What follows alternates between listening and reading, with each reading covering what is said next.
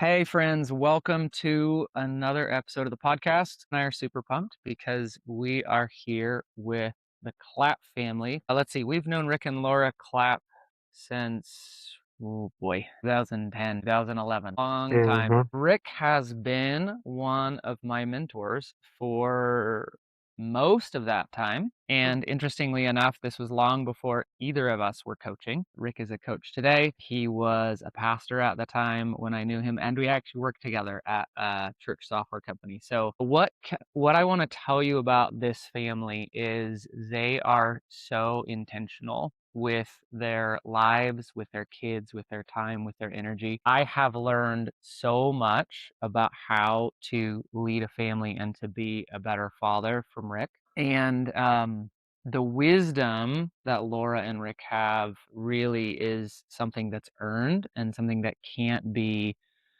overstated. So we are super excited to learn from them today, and I'm going to kick it over to them to have them tell you a little bit about themselves and introduce themselves. Well, that was very kind of you. That wisdom that you speak of comes with some scars and some battle wounds, but we do really feel grateful for this opportunity to talk about our lives and our parenting and our marriage. Those are all things that we really have sought to invest in deeply and intentionally. Yeah. Rick and I met when his family moved to my small little town in Kentucky the summer before my senior year of high school. So that's when we met. It took a few years for him to figure things out. But then once he realized, You knew from the beginning? I really knew pretty quickly with him. Yeah. That's Okay. awesome. I love that. First time I I love stepped that. in the door. The moment he walked in our church door. But there was a process that the Lord had for both of us to get us to where he was ready for us to begin our relationship. And now here we are, 32 years later. In September will be Amazing. our anniversary. 6 kids. 4 of those are biological children. 2 are adopted from Eswatini, Africa, which is a whole journey our family began in 2006. Where God called us there to lead trips and to partner and to bring support to those that he brought into our path. And through that process in Eswatini, the ministry that we began is Beyond Survival. It's a nonprofit that's kind of our family mission. We brought home our 2 youngest, Isaiah and Layla, and in April we celebrated 17 years with them. Wow. So cool. Wow. It's been a journey. Currently, we have our oldest is turning 28 in August, and our youngest, Layla, will be 18 next month. So Oh. we are on the cusp of empty nest, Yes, you are. which is very exciting. And I tell people when you do everything 6 times, Yeah. you're good. At the 6th Yeah. time, you're like, I'm good. So, but it is a joy when we can see our kids pursuing what God has called them to.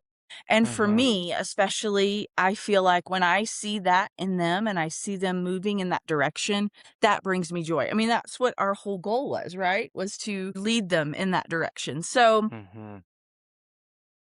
I guess a little bit about what I'm doing, what Rick's doing. I'll let him share that. But I'm actually an assessment coach. I spent years raising our kids, and that was my calling, my ministry, my passion. And I just look back on that time and am so grateful for that opportunity. And about 7 years ago, I started, as they're starting to graduate and move, and I started to see my time open up a little more.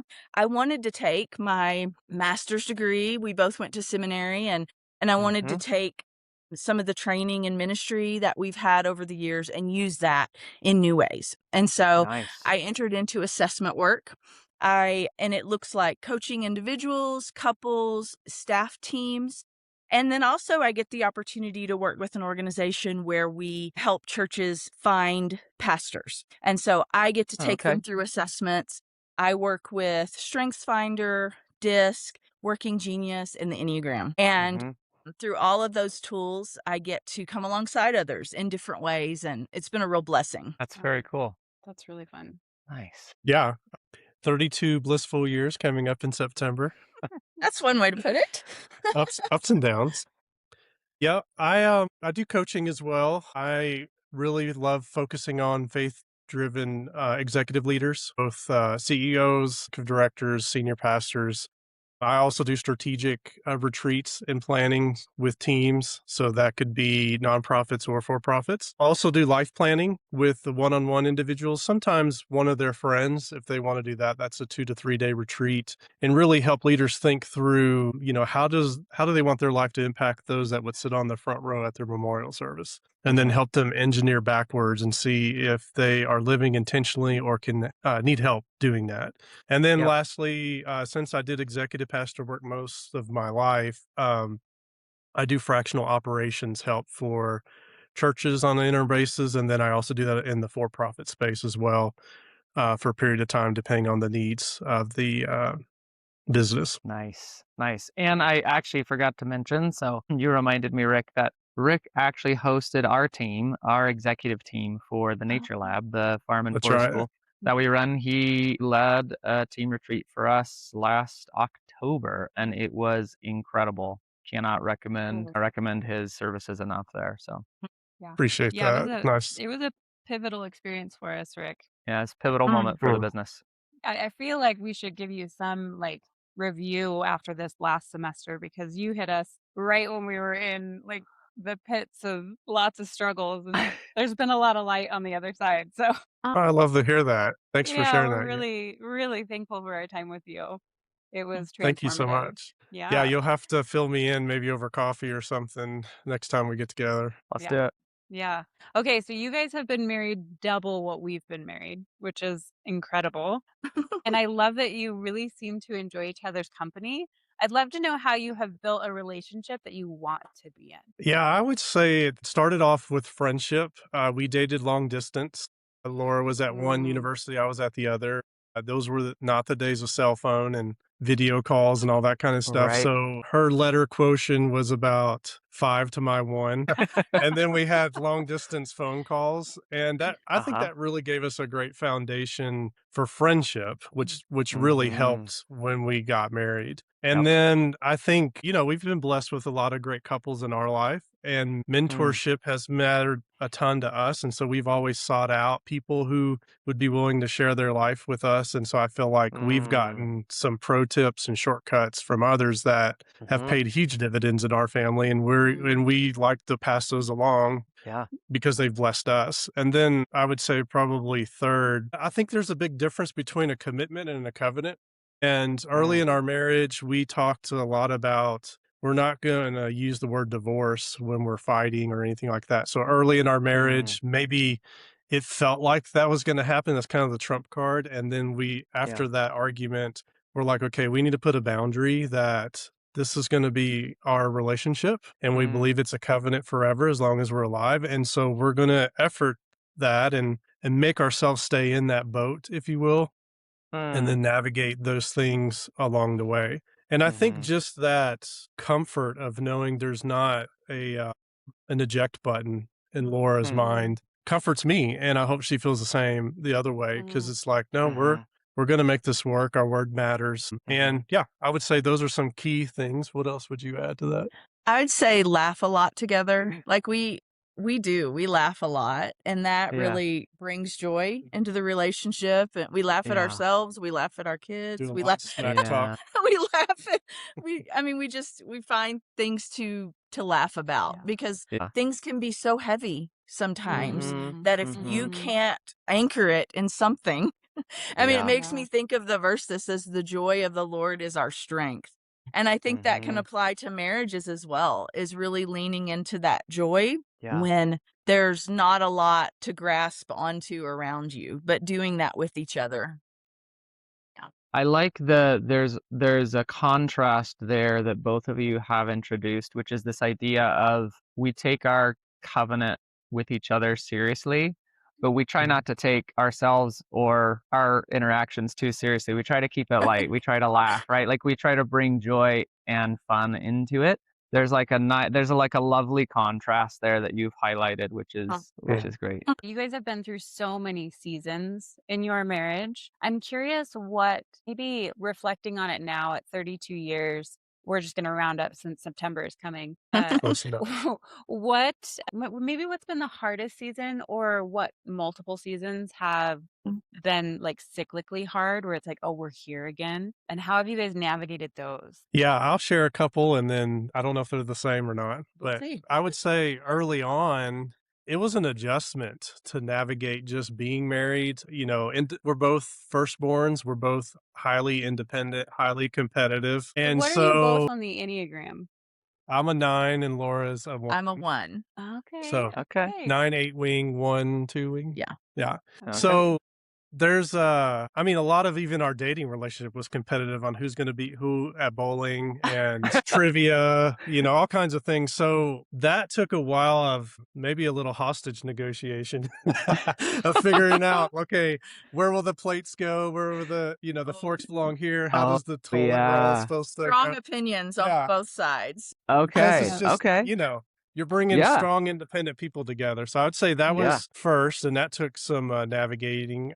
I would say going from 3 to 4 kids was a huge challenge that really short circuited our systems in family. And then I would say on top of that, a couple years later when we adopted, because it was introducing 2 more on top Right. of Yeah. 4. And so, at one stage we had how many under 7 or 8? We had 6 kids, 10 and under. 10 and under. That Okay. was our, So, most intense. it's Those were the just all years, about yeah. survival and containment and just keeping Mhm. people alive at that point. And so it just, that was hugely challenging and really important for us to get away out of the house. And thankfully, we had a family friend that loved watching our kids. So that was a reprieve because all our family's in a different state. Mhm. Those are the 2 biggies that I can remember. Can you think of some others? Of course you can. Well, for me, honestly, I mean, that Enneagram 1 in me really did, I really thrived in the younger years with little ones Okay. because I got to set up systems and I got to organize things and I got to tell them what to do. And Mhm. when they Yeah. became teenagers, that didn't work so well. And that was Right. a Yeah. huge, huge place where I feel like Rick knew how to manage teenagers in a way that I didn't. And so we were not on the same page there for Yeah, a while. that came Interesting. from my youth Yeah. pastor days, I think. Yeah. And Okay. so I Mm. really struggled with that shift that was from training and um keeping alive to coaching and advising. And Mm. Yeah. it felt like every instinct in me was wrong Yeah. because of Uh, how I function and how Such a black and good way to white I put it am into and words. how justice oriented I am. And so there were some tensions here Mhm. because I Mhm. I had to trust him a lot to Mm. lead more. Why are you laughing? I just remember, we had a conversation and just okay, I'm tapping out, you take it from here on out. Yeah. I You was navigate the Right. teens from the conversations, the discipline, the guiding, because Yeah. it just felt like landmines for her. And I would say it felt similar the other way. I've loved the younger kids' years and when they're jumping up and down, when you pull into the garage and are happy you're home and all those kinds of things. But it was I'm not a great maintainer, and so it was a Mhm. lot of things that just needed to be very similar, the same, and get it done. And that was more Mm. draining. Whereas, when I can see someone starting to develop, learn who Yep. they are, wrestle with those things, listening to how they're processing their emotions, those kinds of things, I felt like I could add more value. Yeah. I think Abby and I can relate. Well, I actually want to press in there a little Yeah, bit. go Let's for press it. in. Please tell me more. I'm curious if you guys can give us a specific story Mhm. of this experience. Maybe Laura, where you were like, this is beyond my current skill set. And Mhm. then because Laura, I'm also a 1, resonate really deeply. Actually, for me, it was when they returned like 3 or 4 and they had opinions. I was like, wait, you're not allowed to have opinions. I have this set up for a reason. Right. So I am curious for you because when I hear that personally, I'm like, man, I would feel bad about myself. Feeling like Mm, I couldn't hold up my end of the parenting deal if I felt like Mhm. I needed to all drop it in Coleman's lap, even if he's better at it than I am. So I'm curious what that process was like for you, or if you have a specific story or what like turned in you to feel like maybe you made changes around letting Mm. go of some of that structure. Yeah, I definitely had to make changes. And Okay. I feel like he kind of guided me through those and helped Mm. me let go of some things that I was holding on to that were not serving any of us. I mean, ultimately, even though I thought they would, they Yeah. weren't because, deep down inside, my relationship with my kids was the most important thing. Right. Mhm. And I was sacrificing that a lot Mhm. for Mhm. my way and the right way. And I remember Rick having to coach me through Yeah. because I came to the scenarios from the perspective of maybe distrust. Like, Mm. I'm not sure. And I will say this, our oldest was a challenging kid. He's an Yeah. Enneagram 8. So there were Oh, yeah. some tensions there with Mhm. us. Yes. And I would say that Rick helped me he would say, we're going to trust until they give us a reason not to, versus I was approaching it as, I don't trust you until you prove yourself. Yes. Right. I have one like that. Yeah.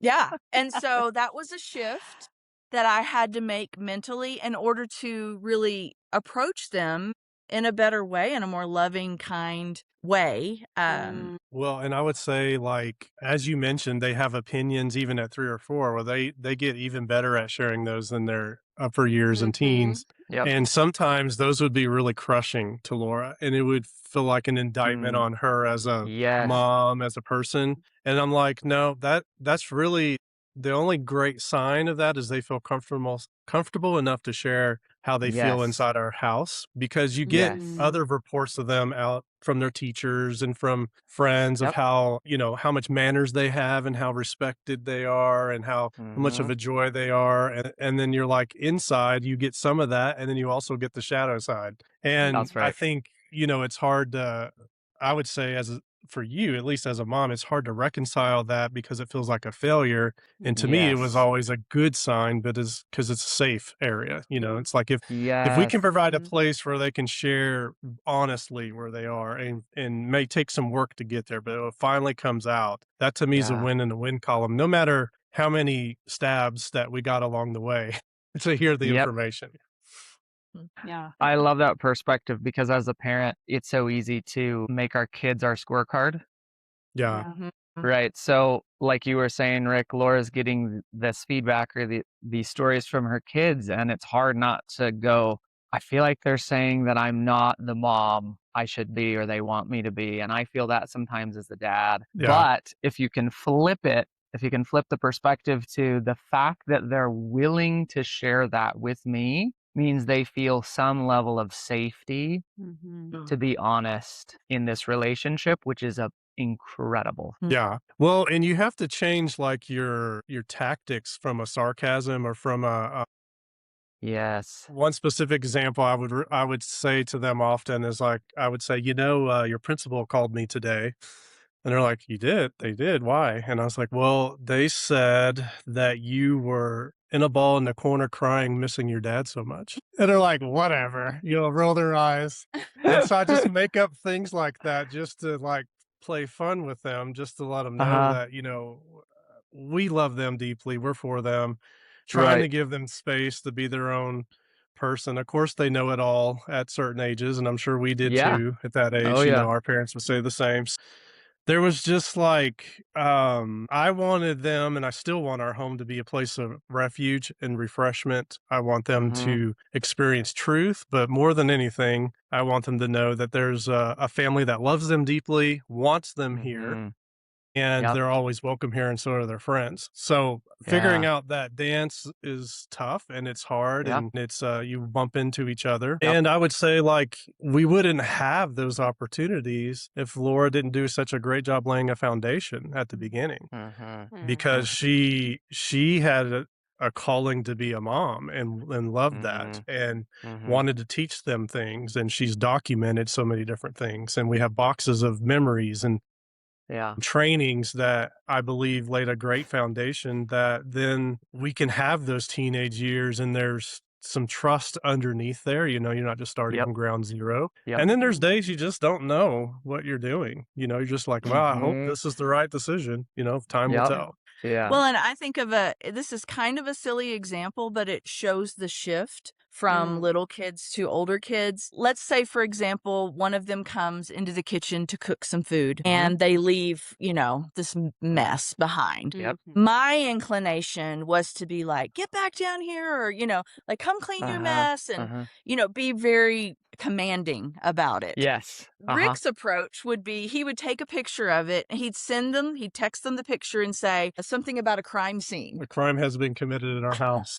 So he would add like some fun, like some lightness to it where I'm like I love all that. upset. Yeah. Yeah. Right. And as an Enneagram 1, I had to start an internal kind of dialogue with myself where I said to myself, in the scheme of life, does this matter? Like, I had to talk Right. myself Oh, yeah. through what Yes. hills to Right. die on and which ones to let go. And so that's like a kind of a tangible example of that shift that I had to make. And a lot of it involved me internally managing myself Yeah. Yeah. differently.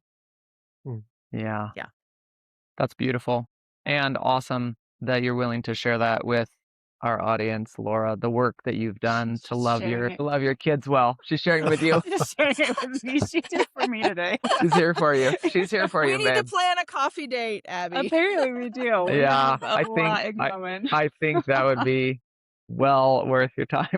All right, so I have another question for you guys relating to how you relate to each other. So one of the things that I think can happen with couples who end up being married a long time is their differences. There's often like two ways it goes, right?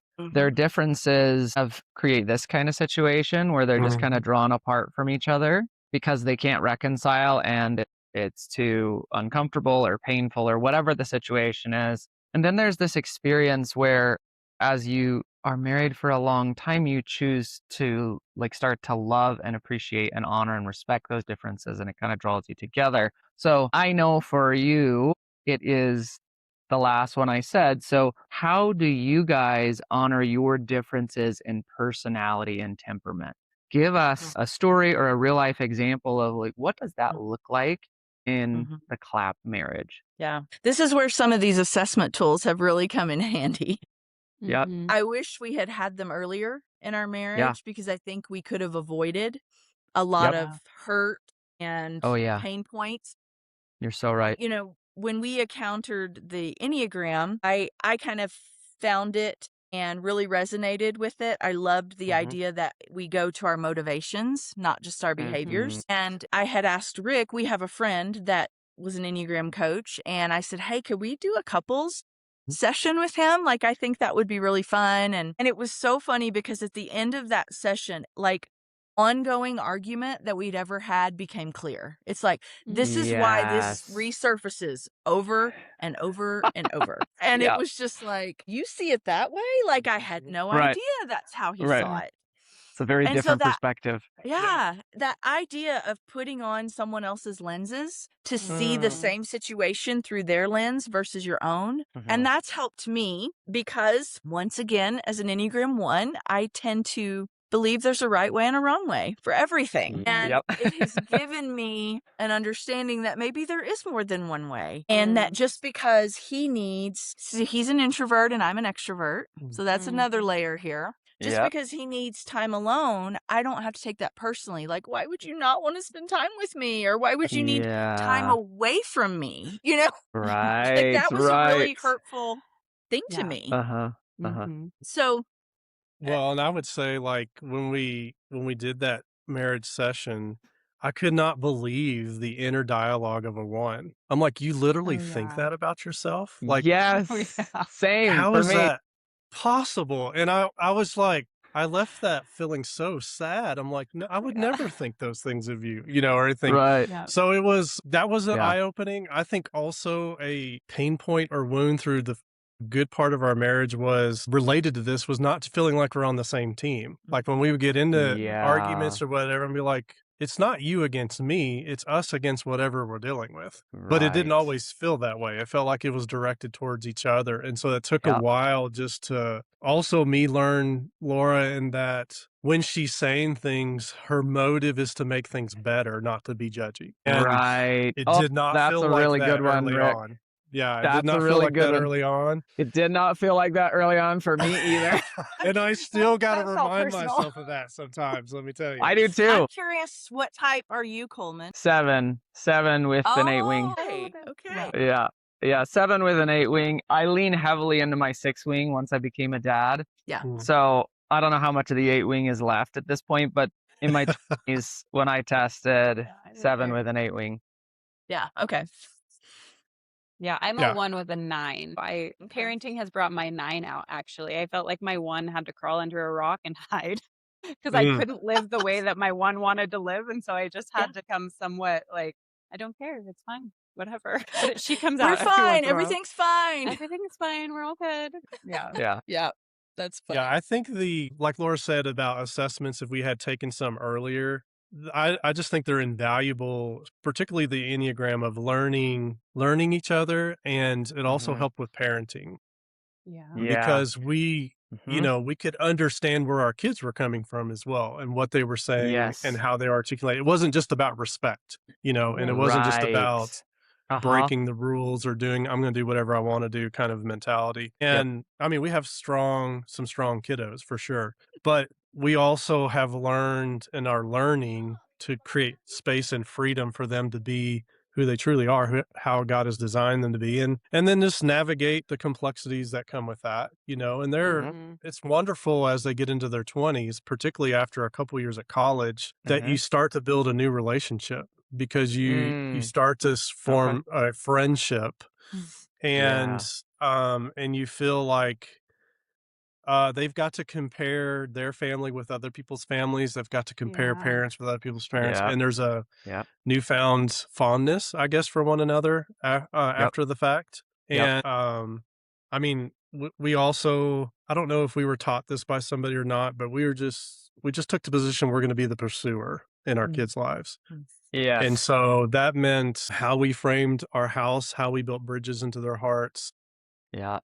And we also put that for our relationship Mm. in marriage. Yeah. Like we want to pursue each other. We want to create life-giving things I want Laura to experience things with her friends, and I want the same for mine. It doesn't have to be a tit for tat or a negotiation. Well, you got this, so now Mhm. I need to have this.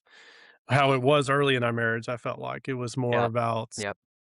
well, if I have to do this, then I have to create it over here. Yeah. So yeah, I don't know if I'm going down the lane of Well, I just want to throw in one little piece because we could talk about how much we, have sought to pursue our kids and create spaces for them, but that doesn't mean that they didn't come back. A few of them have come back in their Yeah. college years and shared with us some of the things we could have done better. And so I Right. just want to Right. acknowledge that happens too.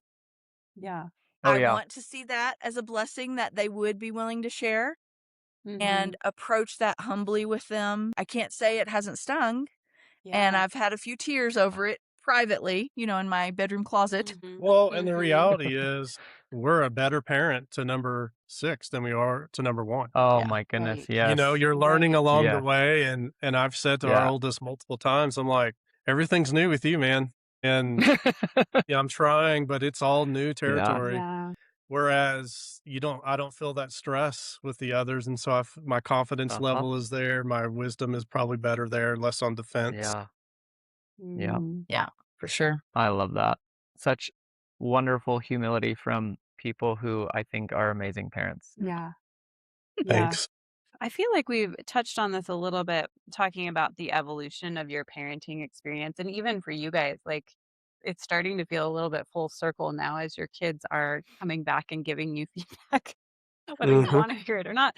You do want to hear it, but also, like Laura said, Mhm. like, ow. But also, I think sometimes even in the midst of it, there's moments where, like, I know I'm like, oh, yeah, I'm probably going to hear about this someday in her 20s. Right. Curious how and for you guys, you have 4 biological and 2 adopted, so you've got 6 personalities. Right.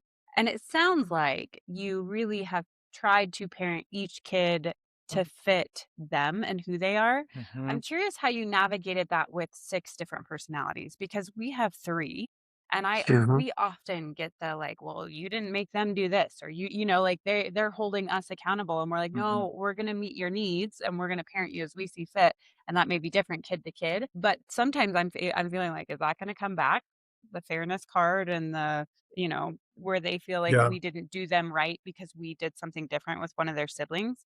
So I'm kind of curious from a personal level, like how did you navigate that with the 6 of them and as they progress through the year? I would say a couple of ways. One is it's kind of both and. They all experience something similarly. So an Right. example would be like we purchased a family vehicle that they learned to drive on. We learned that from Mhm. another couple. It's like, don't let them crash the cars you need. Get something that they can crash. And we're like, that is brilliant. So, but in that, everyone has the same driving contract, the same agreement on insurance, same agreement on filling it up, how we Right. cover the repair. So there's some you get kind of the similar playing field, but then there are unique circumstances, or you Mm. actually can lose privileges as well. And it's Yeah. kind of changes from a earning of you have the respect until you do things that lose that, and then you can have a Mhm. way to build it back up. And I Yeah. think each personality addresses that differently. I feel like we have law abiding citizens and experiential learners. Yeah. And the law abiding citizens will say, you tell me the rule and I'll obey it. And the experiential learners say, you tell me the rule and I'll test to see if it actually is a rule. And you have to just accept that it's going to be tested. And if you Yeah, Yeah. are law abiding, you're like mortified that they got tested. that's exactly And if right. you're experiential learner, you're just like, yeah, I was waiting for this to happen because I know it's going to, don't touch the stove and they're going to touch the stove kind of a thing. Yeah. Yeah. I Yeah. What feel would you like our say, Lily? law-abiding citizen, though, walks around with the baton and corrects us. Of Of course. course. That's the Yeah, double-edged sword of the law-abiding citizen, Oh, yes. right? for sure. You will get They're that. never And gonna I crash think the car, but they will hit the parrot with the baton when we make a misstep. that is true. That is true. And I actually enjoy that because you're hearing their strategy behind it. I'm like, that was creative, but the answer's still no. Uh-huh. Yeah. We've definitely been our older children have had moments where they have critiqued our parenting of our younger children Yeah. because Mhm. they see it as Yeah. It's different different. or not the Yeah. Evidently, we're soft now. Yes, yes. Which Happens some to of it all we of us, are Rick. because guess what? We're tired. Yeah, I mean, we are older. we're in our Energy levels 50s down. but I would even say there are some things like one of the things that had to be more individual was their education. And Mm. Yeah. we Yeah. started them off the same and kind of had Mhm. that foundation when they were younger, but as they got a little older into like junior high and high school, we had to make different decisions for It's different true. kids. And Yep. so Mhm. that's one way that that has played out. And so all of our kids haven't graduated from the same school. Yeah. And even this Yep. year, we made a shift with our youngest that we Mhm. felt like was what she needed. And so Mhm. that's Yeah. some of the I like what Rick said about we had a lot of systems Yep. for different things like cell phones and cars and, Mm. milestones and responsibilities. But then there were Mhm. those places where we saw that kid as unique and needing a unique Mhm. Well, situation. you also got to share about like just the colored plates and towels and things that you did because there was some Yeah. uniqueness, even though they were all following the same. I mean, in order to Yeah. manage a household of 6 children, I thrive on systems, so I had a lot of systems. And it Mhm. was something as simple as each child had their own color.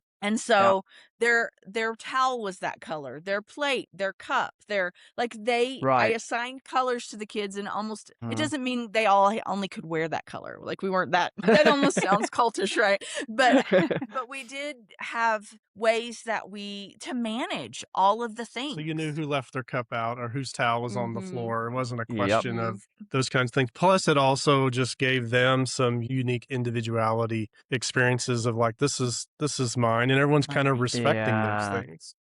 Yeah, because when there are so many, they Yeah. can feel like they don't have anything that's their own, and so Oh, finding yeah. ways to even Yeah. do that. Yeah, for their voice. Yeah. Yeah. Mhm. Hmm. Yeah. I think that is such a great topic of conversation for parents because there is there is the, like, sharing, cooperation, the, like, "Hey, this Mhm. belongs to the family, we're all sharing it, we all use it," whatever. There is, like, that value, but then there is the I love what you said there, Laura, where you were like, "There's 6 of them." The bigger the family, the more that a kid can feel like, "I don't actually have anything that is my own." Yeah. Mhm. And so I love the just the tension there and the distinction of both are important, actually. Yeah, absolutely. So getting into some of your strategies around the older kids where you've got like a contract or you've got a system for the cell phones and the cars and all that. I'm curious, I'm assuming you set that system up when your firstborn was coming into those phases. Huh. What happens, or if it did it happen, where you set up a system that made a lot of sense to you, it applied to your firstborn, and then you went to your secondborn or your thirdborn and you're like, that system doesn't work for them, or they're not ready for that system, even though age-wise they should have hit the Uh-huh. mark, or not should have, but could have hit the Mhm. mark, but That was they're just not there that yet. was very Enneagram 1 of you with the should. I know. I'm sorry. Listening. Sorry. Your Enneagram We 1 is knew what you showing meant. yeah, they knew exactly what you meant. I She was shouldn't have. tracking. It was clear. Well, I Yeah. think that a couple of things come to mind with that. We definitely have had to make some shifts and adjustments for different kids and their maturity level, or even some of the systems relate to finances, where they are financially, if they've got a job or Yep, not, and yep, those Mhm. types of things. So we definitely have had to do that. One system that we had to regularly reimagine and reboot was yep, chores. That one Yes. shifted over the years. And it started like it started at age 4. Okay. And it's not that they didn't do anything before that. Before that, they were kind of like my little helper. So I would give them Right. little things to do. But at 4, you start getting an allowance and you start mhm, having jobs. And and Mhm. that was like, they were excited about that. That was a really big deal. yeah, And then through the like elementary years, the goal that I had was that I wanted my kids to learn how to clean every part of a house. Mhm. So I developed instructions that I yeah, laminated for each yeah, Yes. area of the house. yeah, Mhm. You're like, "Yes." And she's so into they it. would have to, like, check that off as they did it, and Mhm. they would rotate, they would be on the bathroom for a while until I felt Mm, like, "Okay, they figured this out. Now it's time for yep, them Mhm. to learn this one." And so yep, that was the training part, and then yep, Mhm. once they outgrow the training, they know what to do, then we had to shift it to different things. And once they that's a got a great example. job, once they had a job, they were going to school, they had a job. We Yeah, had to recognize that their capacity at home was a little more limited. They still had basic responsibilities like you do Yep. your own laundry, you right, clean up after yourself, those kinds of Yep. things. But maybe right, they didn't have an area of the house they were responsible for in the same mhm, way. So that's Yep. one of those ongoing changing systems that I think we had. Mhm. Yeah, I would mhm, say it went from, like, tasks to then zones, and then okay, I distinctly remember us that's having a helpful. family meeting where we had all of the chores on a poster board, and we said, "Okay, now tell us which ones are the easiest." So we gave those a Mhm. 1. "Tell us which ones are next." We gave it a 2, and "What's the hardest?" We gave a 3, and I said, "Now everybody has to have a total of, let's call it 4." No, Yeah, 4 Mhm. total. So you can yeah. pick 4 easy ones, or you can pick a hard one and an Oh, easy I one, or see. 2 medium size, and we'll Uh-huh, just Mhm. start uh-huh, oldest to youngest and go around, and you get to pick how you want to do the chores, which yep, helped when they were older because there's some ownership into it and acknowledgement that some do take longer than others. yeah, Mhm. And I think that was then at the edge of when they started then working on their own. So I would say that, you adjust along the way to get Mhm. back to your original question. But I would say also as parents, you reserve the right to change things because you're the Mhm. one responsible for stewarding them and your household. that's And Mhm. right, when we moved houses, there were some different items. It wasn't right, even equated the same. right, But also, like, I think you start with privileges. So this is what we want to give to you, and then this is how you keep them or how you could lose those privileges and Mhm. then gain your way back to those privileges. And Mhm. all of them are going to experience that one way or another. And right, one example of that I think kind of explains that they're not ready for it, or We have one thing that we have is for their senior year of high school, we do a thing called a living allowance where we're trying to teach them what it means to budget for yourself, manage what you need. And so we Go provide to the store and buy your stuff. yeah, we provide a monthly allowance, and then they're Mhm. responsible to buy their own like toiletries, to buy their own clothes outside of like special events. Like we're not going to ask you to pay for your prom dress, but Right, like if right, you want to go get, if you want a new pair of shoes, you're going to buy them. And so they have this money that they're learning while they're still at home to manage. I And we see. had one kid that couldn't do it. And Yeah. midway through, we had to say, living allowance is Cut over. it off. It's not working. Yeah, this is not a It's not working. goal. It's like all you're doing is eating and spending it on things that are frivolous, and then you don't have the things you need. Like they weren't using it for the Right. purpose. So Right, we've right. had to do that. Yeah. Yep. Yeah. Okay.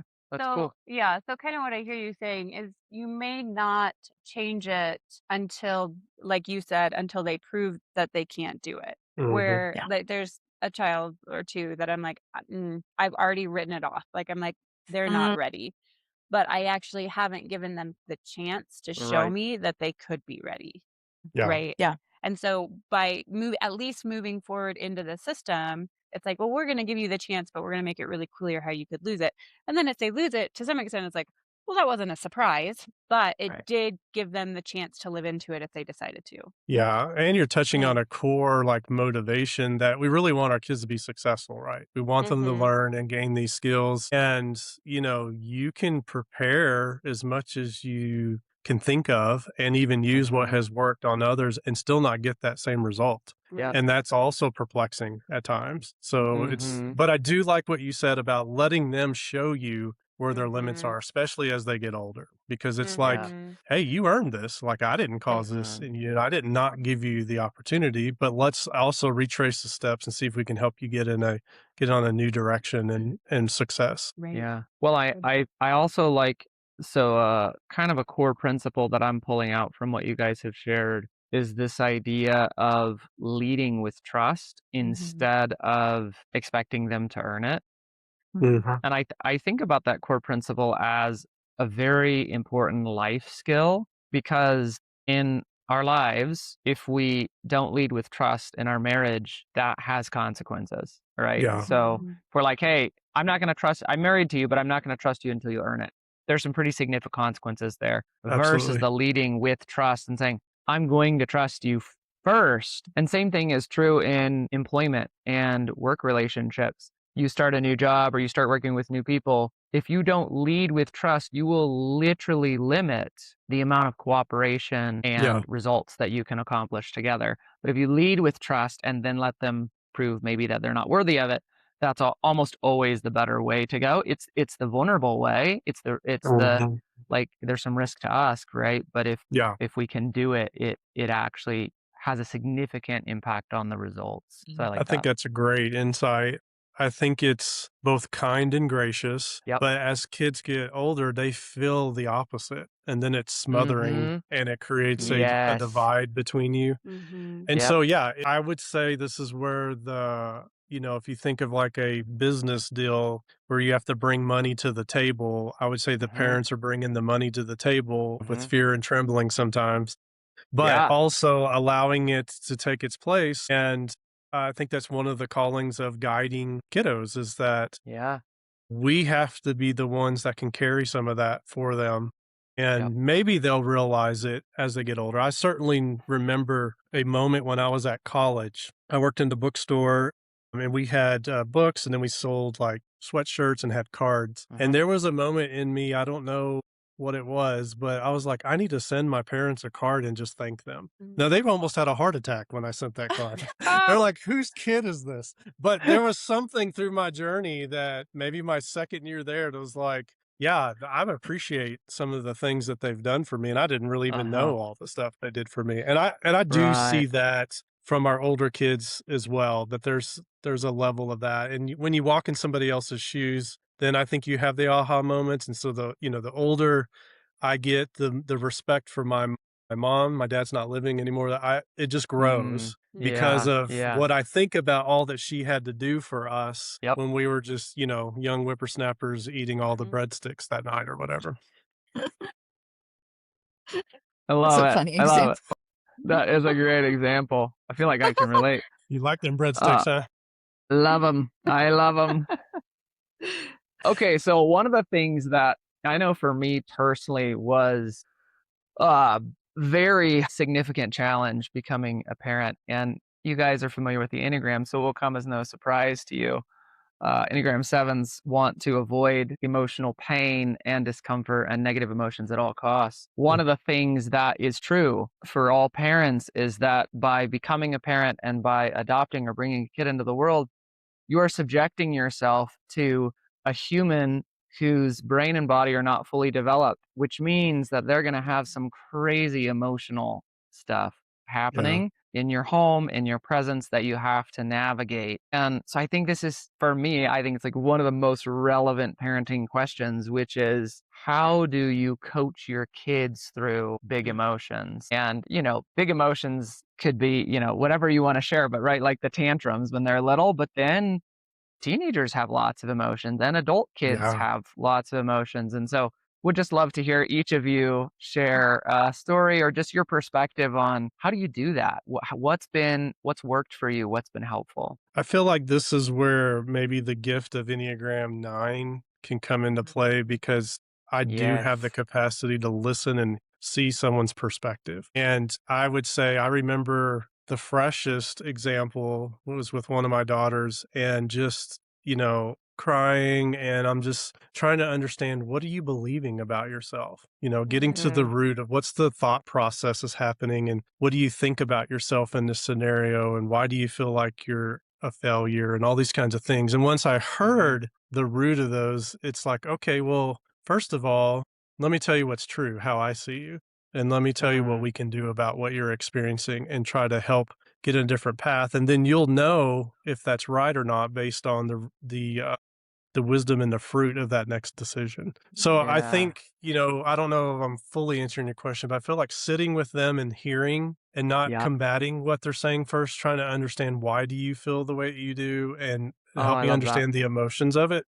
But Mm-hmm. then, I want it better for them. So I want to reconcile that and I want to Mm, come up with a plan and then help them execute that plan. mm, So I think in the moment I can handle crisis and it's not really affecting me. I experience the emotions of what I experienced after the event. yeah. So the next Yeah. day I might be really discouraged or in the dumps or need to Yep. process or feel like I'm Yeah. a failure as a dad, those kinds of things. But when it's happening, Okay. I'm just executing and trying to understand what's happening. How can I help? How can I Yeah. solve the if there's a solution I can help with, or just Mm, be an encouragement and comfort. And then the yeah. next day, usually, and then I have to give myself 24 hours even after that to just to have all Mm, the feels and then have to remind myself of truth as well, right? Because then I can yeah. be believing the wrong things and then Yep. it set me back as a person. Yeah, so that was gonna be my follow-up question, Rick. I agree, the Enneagram 9, those folks have the superpowers in the moment, right, to navigate that Mhm. so well. I think that's one of their strengths. So then for you, I think the question is actually how do you coach yourself and care for yourself after the fact in order to navigate that? Yeah, the 3 tools I use is a journal, so I do write out my Mhm. thoughts. Yep. The other is I have a list of quotes and scriptures and things that are just kind of remind me about truth Yes. or what I'm about. Okay. And then the third is I keep a running document of just the things God has done in our life. I was like, I want to remember this. And I'll go back and read those. Yep. And it just encourages me to like, yeah, we're not alone. This feels that Mm. this is the valley of suck today, but it won't always be this way. The Valley of And Suck. and it's just like, you know what? You just got to remind yourself of truth because we Yeah. all spiral out sometimes. Right. So to Right. me, that those three things help me maybe limit the time of being in the funk. Yep. Most of the time that's effective. Yep. Oftentimes, it also is just hanging with a friend or sharing things Mhm. with Laura, but I really need to process what I experienced. I'm an internal Mhm. processor first. And Yep. I might have familiar emotions, but different circumstances, and I just don't know why it's reminded me of something that I've experienced in the past. Got it. Yep. Awesome. How about you, Laura? I'd say I feel like this has been an area of growth for me because Okay. I do tend to be logic, solutions, Yeah. Right. Uh-huh. especially when you're managing so much, the chaos Mhm. Mhm. of 6 kids, and I even Mhm. had a conversation with one of my older kids recently, and this kid had said something about, something about a reaction that I had, and I Mhm. said, "Yeah, I hear that. I wonder what was going on that day that led me to that reaction," like, just providing some context of, Mm. like, Mhm. when I was stressed, my reactions were not as caring and comforting and Yeah. emotionally Yeah. stabilizing. Yep. Mhm. And I carried a lot of stress Mhm. Mhm. with all that I was managing, and I have a baseline of frustration. As a Yep. one, I live kind of in constant frustration, and so Uh-huh. I wish I had had some of the tools that I've learned in recent years Yeah. with breathing and even just Yes. understanding our nervous system and all of those things. Yeah. Mhm. I would have utilized those with my kids if I had Yeah. known about them at that Yeah. time. Mhm. Yeah. So I'm trying to, incorporate those in my own life now and with them now. But I do think I relied a lot on Rick and his stability. Yeah. And even when I would engage with our kids, because it's not that I didn't engage with them emotionally at all, but Mhm. Mhm. like even especially in the later years, teenage into adulthood, I will Mhm. often say, talk to them through it and then say, I really do think you should talk to your dad as well, because I think he'll have Yeah. perspectives that I don't have. So I defer Yeah. to Mhm. him a lot because he Yeah. does that for me. He really Yep. Mhm. provides that space for me, and so I know he can Mhm. stabilize them in a way that I can't. Well, and you're also Yeah. reminded me that since I am introverted, do need to recharge by myself. So I Mhm. distinctly remember, we had if you watch any of our family home videos, just like nonstop talking, things going, all over the Oh, place. yeah. And so Yeah. I remember we had to like put a chair in our room, our bedroom, Uh-huh. and Uh-huh. just create you don't get to go into mom and dad's room without permission. And that would Yeah. just created a space. So I would come home from work, and after we had talked, it's like and the kids knew this too. I was like, I just need to come home, lay on the bed for 10 minutes, Yep. decompress, reset, and then come and engage the family because of whatever Mhm. my day was like. Mhm. But Yeah. also, like, I do love being a dad. It's one of the Right. greatest experiences and gifts I feel like I've ever experienced, with the exception of Laura. Mhm. And I just think that, I want to do it well, but I know I didn't do it well all the time. And so Yeah. as you're learning, you're like, okay, what's some ways that I can decompress or Yep. not feel guilty that I need some time away or go for a drive to come That's back so and be a good. better husband and dad? Yeah, I love that.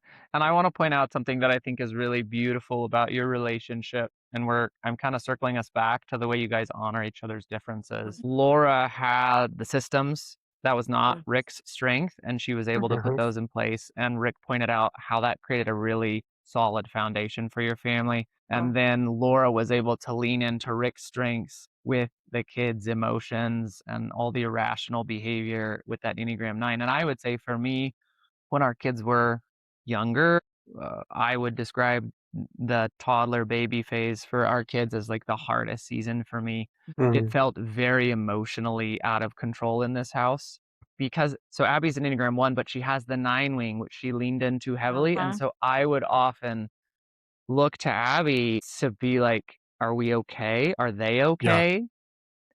And as an Enneagram 9, she had some of those similar skill sets, Rick, where Mhm. our kids would be fill in the blank, whatever the situation was that I thought was pretty a bad situation, something we had to fix or solve. And she'd be like, nah, I think like we're good. And I'd be like, Yeah. This is okay, normal. Fine.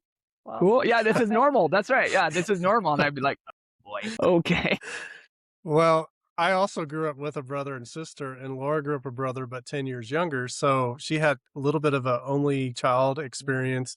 Yeah, And, those emotions, dynamics, wrestling, yeah. crashing, Pranking each pranking other. each other, all those kinds of things. I'm like, this is normal kid This is stuff. normal. And, right, right, or it's getting to the line of this isn't normal. We have to do something about it. right. It's helpful to have that context. Mhm. Something I've heard as you guys have shared your story and shared little snippets of all the years, when you first met, maybe there was quite a bit of competition where everything was competitive. Mhm. And today, as you sit here, I hear you kind of like Coleman said, celebrate the differences and lean into each other's differences and honor that even within your parenting. I'm curious if you can maybe speak into that progression. Like, was there something Mhm. that guided you from always like competing or trying to one up or better the other person? Um, or into this place of like true honor, true respect, and also just that humility of like, he's really good at this. I can defer Mhm. to your father on this one because I know he'll take care of you, and that is his role as the father, not something I can offer in this moment or whatnot. Like Mm, the part because I can still feel the rise of competition where I'm like, I'm supposed to do it all. Like I'm supposed to Mm. be able mm. to take care of all their needs. And so I've heard this progression in your stories, and I'm curious if you guys can speak into that a little bit. In some ways, it's really practical things that we have done to where we've said, you're stronger in this, so you're going to handle, like, here's Mm, one example, driving. yeah. We learned a couple of kids in that I should not ride in the car with a teenager learning to drive. Like, that was Yeah, not right. beneficial to anyone on the planet, really. That seems really terrible for an Enneagram 1's, nervous system. It is. But you know what I could do in that process? I could set up the driving school. I could take them to the Yeah, DMV. I could, yeah, all of that stuff. And so that's a little like a really practical way of us realizing this is not working. Where can you lean into your strengths? Where can I lean into mine in the yeah. parenting That's a realm? great But example. I do think these things do stem from that place of having to, especially for me, Mhm. I feel like I kinda grew up, probably because of my personality, maybe some of my upbringing, as it's kind of every man for himself, so I didn't Mhm. Yeah. trust Rick and lean on him and see ours as Mhm. a team Okay. initially like I needed to, and so I had growing to do in that way to be able to Mm, trust him Mhm. and believe that he is for me and has my best interest in mind. So that yeah. was a maturity, self-awareness progression that I had to go through Mhm, personally in our mhm. marriage and not competing or I would say that's very similar. Since we are firstborns and independent and Gen X, Yeah. you just keep Mhm. putting all the all the labels things. there.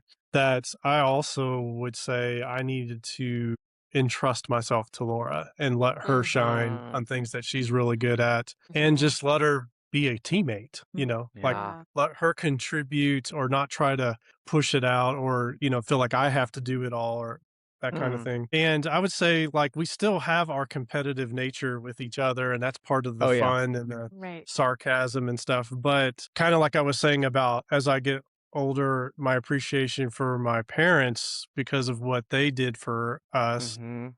I grow an appreciation for Laura as well. On Mhm. Yeah, just thankful to have someone that we see a lot of things similarly. We have similar values. We have a lot of differences, but mhm. we're it means a lot when someone links arms with you and says, "We're gonna go through life together." It just changes things Mhm. Yeah, versus when you're by yourself. yep. And I feel like that's a biblical principle in Ecclesiastes as well. I think Mhm. you get older, hopefully you're getting more mature, and you're also realizing like, okay, I probably need not to say certain things or, let that one slide. And so I hope that's part of it. But there is a growing appreciation and I'll Mm, just say last thing, and then you can say whatever's come to mind. But as we get on the cusp of a senior now, I'm about to graduate high school, like I feel like our long season of raising kids is going to change. We're always going to be their Mhm. parents and help with them. But then how we do our lives, there's an opportunity for adjustments and it doesn't have to be yep. based on the school calendar and those kinds of things. So Right. Mhm. there's an excitement there to kind of go back and like, hey, what do you want to do? Where do you want to go? Yeah, that's How Yeah. should fun. what should we do here? I Yeah. think one other thing that came to mind while he was talking about that competition piece, and he hit on it, but I wanted to talk about it a little bit more, is the values. Mhm. I Mhm. think when you are intentional about defining your values and Yep, those are shared, that yep. takes Mhm. away some of that competition because Mhm. you're Mm, working, 'kay. you're very like you have a list of things that you're working for Yeah. and you're Yeah. working for those together. And that was a really key moment for us in our marriage Yeah. was to when we all live out of our values, but we don't always define them and purpose them like we Right. Mhm. should. Mhm. a lot of people live out of values and they don't even realize it, and it's not serving them because those Yeah. So values true. are taking them all different directions. We Mhm. had a moment in time where we decided, no, we're going to actually sit down and define this, and then we're going to like curate our life around them. We were on an anniversary trip. I distinctly remember this on the beach, and after a few days of recovering, I was like, "We have to come up with some kind of guidelines of what we say yes and no to, as far as like Right. camps where we spend money. What are we Exactly. trying to have our Yep. kids be, learn their calling in service?" So we took time that trip to write out. I think we had like 7 areas, and we'll be happy to send those to you if you want them. Yeah. Oh, And yeah. just wanted to say, this is what we're gonna go back to, when we're making decisions, and we're gonna Yep. articulate this to the kids when they're asking Mhm. about, Mhm. is it a church camp or a retreat, or is it, Mhm. soccer or something like that? It's like, well, Yep. we have to pick between the 2. We know why we're picking one over the other, that kind of thing. Right. And those are Yeah, we're actually really shifting clear. right now. Yeah. We're Yep. reevaluating our values as we're Yeah. moving out of this stage of That's parenting. Exactly. right. Right. Yeah. Yeah, exactly. Yeah. So I'm curious, as you are shifting out of your current stage of parenting and you're on the cusp of empty nests, how do you plan on and how are you playing together? You've talked Mhm. about incorporating humor into your marriage and keeping a light heart. So I'm curious what you're excited about to get to play together, to spend time bringing that lightness into your marriage in this next season. And how have you guys played together up to this Yeah. point? What does that look like for you? Yeah. Well, one of the things we're looking forward to that we both really enjoy that will have less limits is travel. We specifically love the beach, but we also Mhm. We love to do too. travel, other places too. But yeah, just the freedom to do Yeah. that in new and different ways and in new and different places. Even so much as Rick does travel more for work than I do. And so I might be Mhm. able to join him on some of Right. those trips. Nice. We're also like, this is actually fun for us, is doing some of the coaching that we do individually, doing that together Mm. and doing that Nice. with couples and being able to incorporate that more Yep. because doing ministry together is very fulfilling for us and builds our Nice. marriage and our, Yeah. so that's something that comes to mind as Mhm. well. Mhm. Definitely the going to places that we really enjoy. We have a spot in Southern California that friends let us use their place, and we're grateful for that opportunity. Nice. You just built some normalcy there, so it's kind of like Mhm. a memory builder. Mhm. I would say like we do like going on walks together. Mm. I'm trying to think about play because Mm. we talk and banter a lot. We might watch certain shows together, that kind of thing. Yeah. Mhm. I think we have an opportunity to discover some new stuff and create some new play, if Nice. you will. And that way now, I think working from home has been a huge blessing in our relationship where we get Yeah. unexpected moments for like breakfast together or Mhm. coffee or I love sitting and watching the sunset most nights when it's available, and just kind of ending Mhm. the day that way. Yeah. So I would say the play probably when we were raising kiddos was when we got to go on trips and we scheduled options to get Nice. out on our own. And Yep. then now it's kind of like, well, our kids live all across the country, so we want to be able to see them on their turf, go to Mhm. their church, visit their friends. Yeah. So I think it's going to change and be different. We're going to have to Mhm. adapt that way. Mhm. Well, and I'm really excited about we are earning some new titles this year. We're going to be grandparents, Yeah. and I'm Uh, excited about that journey together that we Yeah. get to do and the fun things we get to plan and the yeah. That's going ways to we be get to awesome. invest in them. So that's a new thing that we're also on the cusp of that we're Mm. excited about. Wow. Mhm. That's a That's whole awesome. new stage. Oh yeah. Yeah. Very cool. All right, I've got one final question for you here as we wrap up. If you could go back and tell your younger selves one thing about Mm. marriage and parenting, what would it be? Hmm. I think I would say learn yourself really well and learn your Mhm. spouse really well. That Mhm. has saved so much now. And I don't know if we would be mature enough to handle that, Right. younger, Mm. Right. Right. Mhm. but wow, what a difference it would help with decisions, stress, disagreements. That's the first thing that comes to my mind. What would you say? I mean, the thing that comes to my mind is not needing things to be perfect. Like, things aren't going to be perfect, and if you can just Yeah. determine that now, and then Yeah. that leads to control. So not having Yeah. to have so much control, because you know what? Parenting is not a formula, and marriage is not a formula. And Exactly. you can put all the ingredients in that you think are going to create an end product, and you don't get to control that. Yeah. Right. And we've Yeah. experienced that in a number of ways, especially parenting, that we didn't Yeah. get to control the outcomes. And it wasn't because Yeah. we didn't feel like we Yeah. didn't invest well. You can plant and water, but you really don't get to control the fruit. Right. That is an Enneagram 1 who's done the work, Laura. It's been tough work, let me tell you. Yeah, you have done the work. That's earned, because Yeah. most Enneagram 1s would not have said what you just said. That's awesome. Well, we have loved this conversation. Thank you so much Us too. for sharing your hard-earned wisdom and life with us and our listeners.